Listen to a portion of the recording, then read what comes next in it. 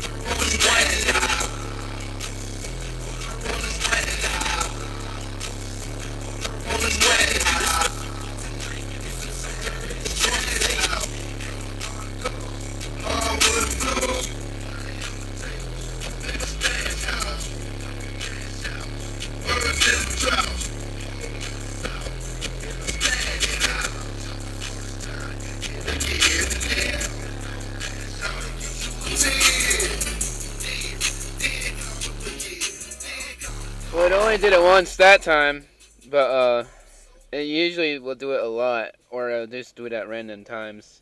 So hopefully you heard it on the cam, but that was it. And I don't know if it could be the soap, maybe. I have no idea, but I don't think it is because I don't even hear it bottoming out ever, or smelling, or none of that anymore. So if you could just help me out.